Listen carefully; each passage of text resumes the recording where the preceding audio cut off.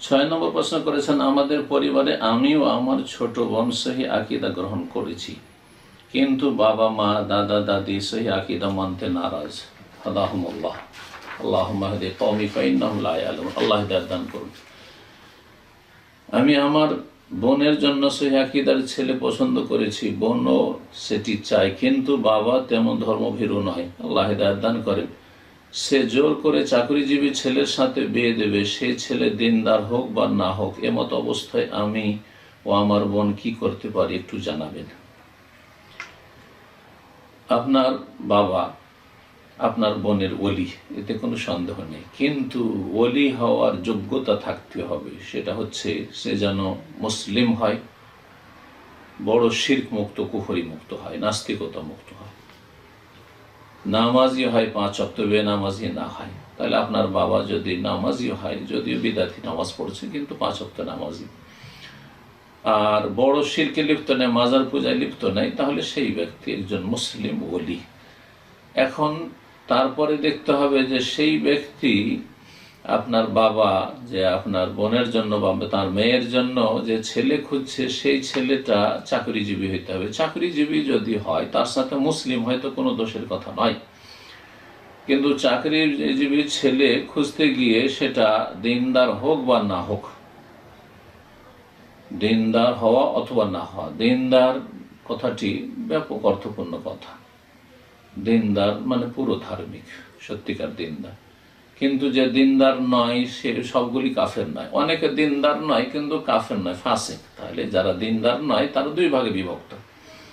দিনদার নয় মানে ধার্মিক নয়, বিধর্মী, একবারে নাস্তিক, একেবারে ইসলাম ভঙ্গকারী, বহু ক্ষেত্রে ইসলাম ভঙ্গ করেছে, 5 ওয়াক্ত সালাত পড়ে না, বেনামাজির সাথে বিয়ে বসা জায়েজ নয়, বেনামাজিকে মেয়ে দেওয়া জায়েজ নয়, আপনার বাবার জন্য জায়েজ নয়, আপনার বোনের জন্য বিয়ে বসা জায়েজ নয়, কারো জন্য রাজি হওয়া জায়েজ নয়।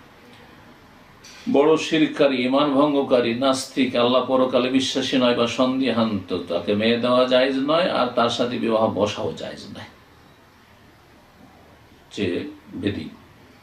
কিন্তু আর একটি দিনদার নয়, এর অর্থ হচ্ছে যে ভালো দিনদার নয়, কিন্তু মৌলিক ইসলাম ঠিক আছে, মানে তাওহীদ ঠিক আছে, 5 ওয়াক্ত সালাত ঠিক আছে, কিন্তু বিভিন্ন হারামে জড়িয়ে আছে, ফিল্ম দেখে, মিথ্যা কথা বলে, ঘুষ খায়, হারাম রোজগার করে ইত্যাদি, ফাসেক। তো ফাসেকের সাথে বিবাহ জায়েজ রয়েছে, ফাসেকের সাথে বিবাহ জায়েজ রয়েছে, কিন্তু সেখানে তার চাইতে ভালো যদি পান, তাহলে কখনো ফাসেকের সাথে বিবাহ বসবেন না। আপনি একটা নেক ছেলে পাচ্ছেন, তাহলে কেন ফাসেকের সাথে বিবাহ বসবেন? ফাসেকের জন্য ফাসেক মহিলারা রয়েছে, কিন্তু দিনদার মহিলার জন্য, দিনদার মেয়ের জন্য মোটেই উচিত হবে না যে কোনো ফাসেকের সাথে বিবাহ বসবে। এই ক্ষেত্রে করণীয় কি জিজ্ঞেস করেছেন? এই ক্ষেত্রে করণীয় হচ্ছে যে বাবাকে ভালো ভাষায় বলবেন যে আমি অসৎ ছেলে, খারাপ ছেলে, অথবা যাদের রুজি হারাম, তার সাথে আমি বিবাহ বসবো না, আপনি অস্বীকার করেন। এবং বাবার জন্য জায়েজ নয় যে মেয়ের ওপর জবরদস্তি করে বিয়ে দেবে, এটা জায়েজ নয়। রাসূলুল্লাহ সাল্লাল্লাহু আলাইহি ওয়াসাল্লাম এই ক্ষেত্রে মেয়ের, সে কুমারী হোক আর অকুমারী হোক, উভয় অবস্থায় পূর্ণ স্বাধীনতা দিয়েছেন।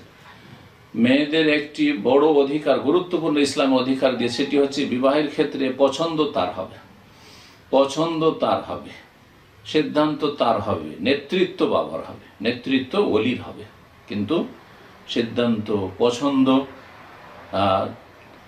সেটা হচ্ছে মেয়ের। এই ক্ষেত্রে রাসূলুল্লাহ সাল্লাল্লাহু আলাইহি ওয়াসাল্লাম, বুখারী মুসলিমের অনেকগুলি হাদিস রয়েছে, লা তুনকাহুল আইয়ামু হাত্তা তুস্তামার বা হাত্তা তুস্তাজান। অবিবাহিতা মেয়ের বিয়ে দেওয়া যাবে না যতক্ষণ পর্যন্ত তার কাছ থেকে অনুমতি না হবে।